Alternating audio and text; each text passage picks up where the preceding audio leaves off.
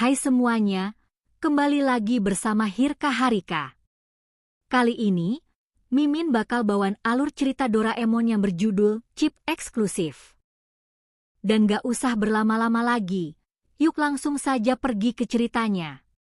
Di pagi hari yang cerah, Nobita datang ke sekolah dengan wajah penuh semangat.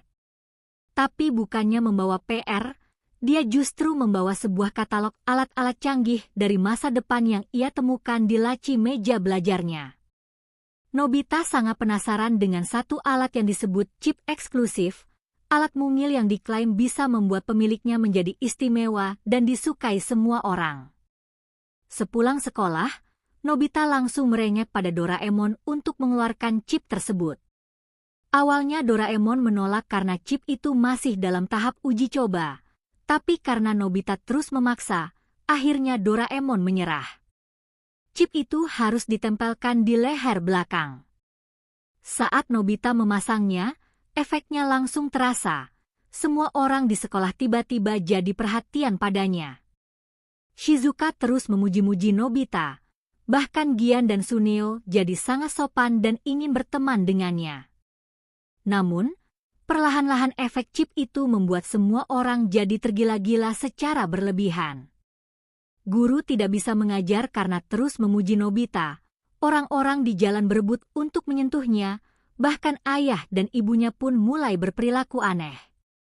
Melihat keadaan makin kacau, Doraemon mencoba mencabut chip dari tubuh Nobita, tapi chip itu sudah terhubung ke sistem saraf dan membuat Nobita kecanduan perhatian. Nobita jadi merasa dirinya benar-benar istimewa dan menolak melepas chip tersebut. Situasi memburuk saat Suneo dan Gian mencuri katalog alat dari Doraemon dan mencoba membuat versi palsu dari chip itu. Akibatnya, muncul banyak orang lain yang memasang chip palsu dan kekacauan besar pun terjadi di kota. Semua orang ingin jadi yang paling eksklusif.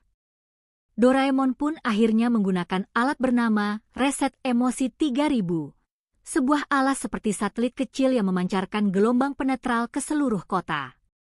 Dalam waktu singkat, semua orang tersadar dan chip-chip palsu pun rusak.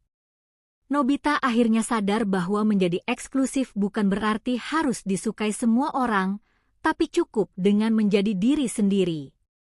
Ia minta maaf pada Doraemon dan berterima kasih karena sudah menyadarkannya sebelum terlambat.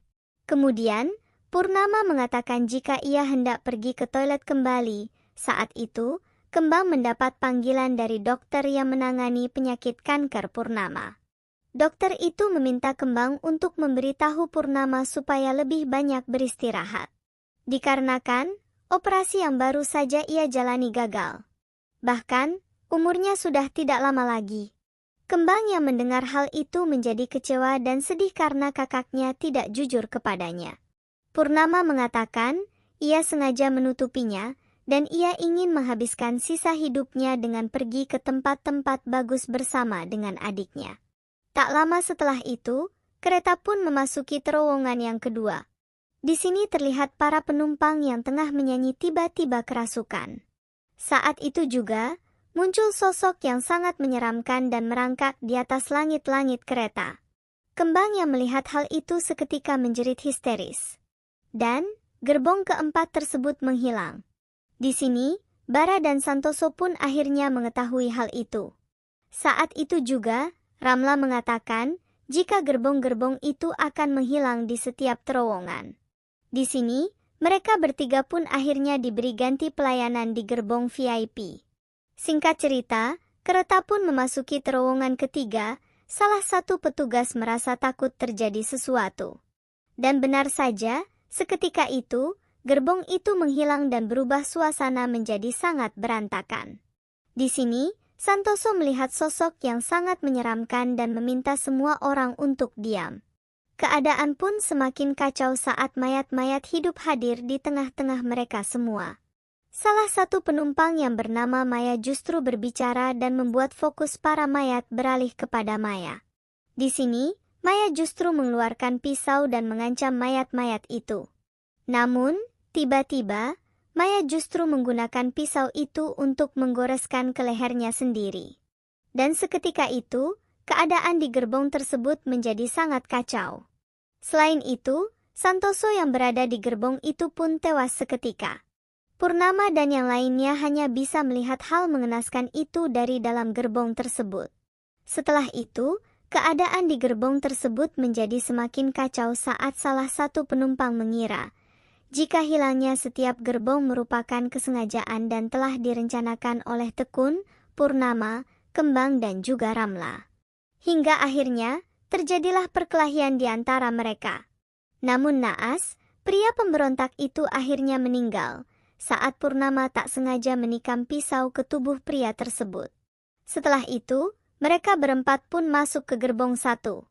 Bersamaan dengan kereta memasuki terowongan keempat. Saat itu juga, penunggu di kawasan itu muncul kembali. Di sini, semua penumpang dihabisi oleh hantu itu. Dan saat ini, tinggal tersisa satu gerbong saja. Bara kemudian masuk ke dalam ruangan masinis dan mengunci dari dalam. Ia mengatakan kepada masinis untuk menambah kecepatan lajunya. Bara merasa ketakutan dan ia tidak memikirkan para penumpang lain di gerbong 1. Saat para penumpang menyadari jika Bara telah berlaku curang pun semakin marah. Ternyata, yang dipikirkan Bara hanyalah dirinya sendiri dan bisnisnya saja. Kemudian, seorang kepala masinis yang bernama Sigit mengatakan jika yang memiliki kendali saat ini adalah dirinya. Anak buah Sigit pun membukakan pintu kepada Sigit. Di sini, Sigit hendak mengerem kereta tersebut supaya berhenti. Namun, Bara justru menghentikan tindakan Bara hingga terjadi kekacauan. Sedangkan Tekun justru terlempar keluar saat ia mendapat tendangan dari Bara. Pada akhirnya, gerbong itu pun berhenti sebelum masuk ke dalam terowongan selanjutnya.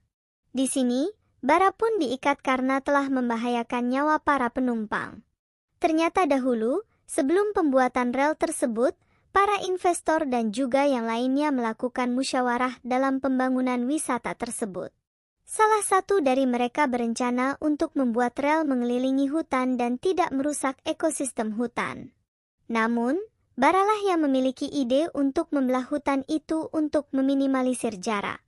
Dukun di hutan itu juga sudah mengingatkan Bara supaya tidak merusak hutan tersebut. Karena nantinya, si penunggu hutan akan terusik dan akan menimbulkan bahaya di kemudian hari. Namun, Bara tidak peduli dan meminta Sigit untuk mengusir dukun itu. Singkatnya, mereka pun melakukan penebangan hutan secara brutal hingga membuat penunggu hutan terusik dan marah besar.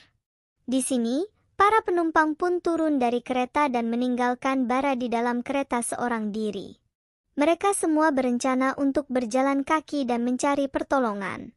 Namun tiba-tiba, salah satu penumpang terseret ke dalam semak-semak dan penunggu hutan itu menampakkan diri. Mereka pun menyadari jika hantu itu muncul ketika suasana gelap datang. Di sisi lain, Bara pun akhirnya meninggal dunia setelah hantu itu membunuh Bara. Saat itu, muncul akar-akar dan mengambil apa yang seharusnya tidak diambil manusia. Dan begitulah akhir dari cerita Doraemon Chip Eksklusif. Pelajaran yang bisa kita ambil adalah, kadang hal-hal yang membuat kita istimewa bukan berasal dari alat atau teknologi, tapi dari sikap dan kepribadian kita sendiri.